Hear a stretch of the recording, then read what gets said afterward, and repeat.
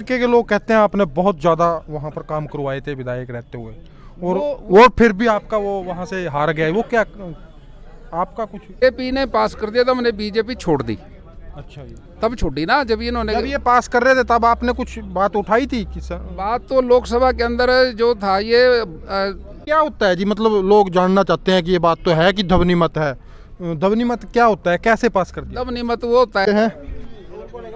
विधायक हैं रदौर से, पूर्व विधायक, अभी अभी पार्टी छोड़। हाँ जी, नमस्कार जी। हाँ जी, तो क्या कैसा कुछ चल रहा है जी? हाँ जी, ये जीत न्यूज है जी, ये कुरुक्षेत्र से है जी। अरे तो हमारे ही आदमी है अभी। हाँ जी, हाँ जी, जीत न्यूज है। हाँ जी, कुरुक्षेत्र से हो आप भी और मैं भी।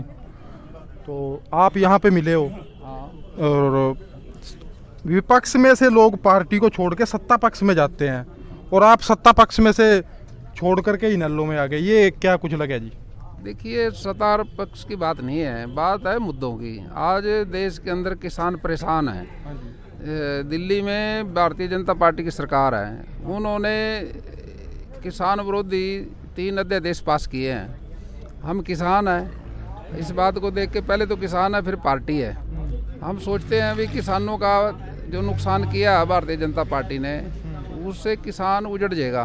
क्योंकि भारतीय जनता पार्टी जब विपक्ष में थी और केंद्र में दिल्ली की सरकार कांग्रेस पार्टी की थी 2014 में, उस समय इस बिल को लेके कांग्रेस पार्टी आई थी और भारतीय जनता पार्टी व सुषमा स्वराज जी इस बिल का विरोध कर रही थी।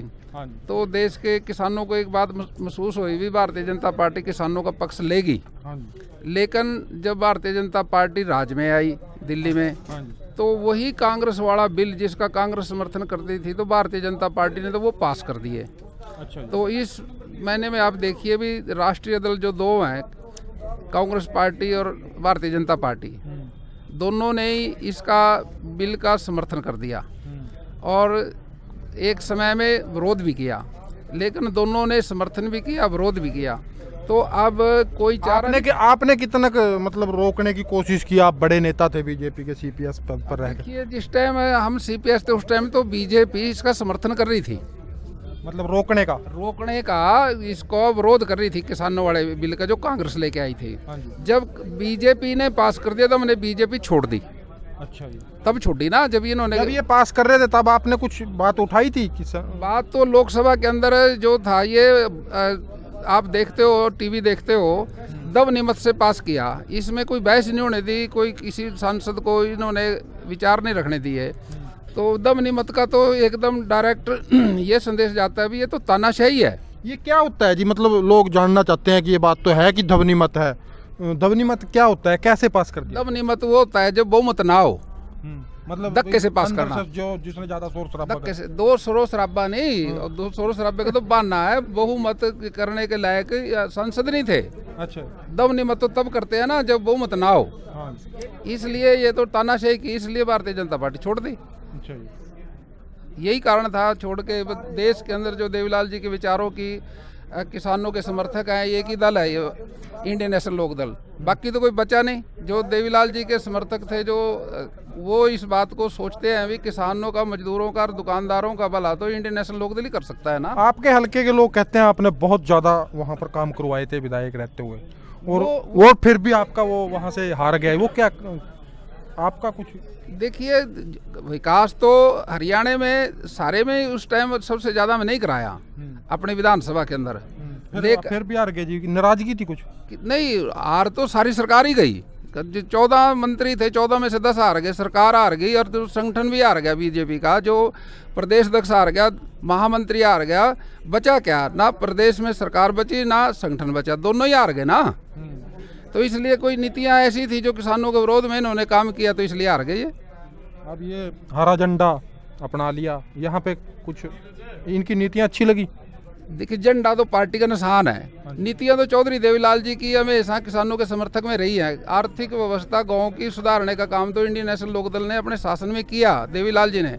अब देखिए, जो कर्मचारी नौकरी करते हैं 60 साल में उनकी पेंशन हो जाती है रिटायर होने के बाद, और किसान जो 60 साल तक खेती करता है, खुरपा चलाता है, दांती चलाता है, उसकी पेंशन करने वाला कौन था? चौधरी देवीलाल जी। अब ये एक ऐसा पेड़ लगा दिया था चौधरी देवीलाल जी ने किसानों के मजदूरों के लिए, जिसके अब बड़ा होकर आम लग रहे हैं, यानी कि पेंशन 2200 होगी और आगे बढ़ने में और चांस है इसके। ये बीजेपी वाले कह रहे हैं हम नहीं बता, वो किसानों की पेंशन बांधी 6000 रुपये। देखिए किसानों की कहाँ, इन्होंने तो जो बात कहते हैं ना, वो किसानों के ऊपर तो इन्होंने MSP जो रेट था वो लोकसभा में पास नहीं किया। किसानों को तो सबसे फायदा जो होना था अपने उसके रेट का होना था, मैक्सिमम जो प्राइस है उसको बढ़ना था, उसी से फायदा होना था, वो इन्होंने कानून में पास ही नहीं किया। मूजबानी कहते हैं, मूजबानी तो कोई अर्थ नहीं होता ना।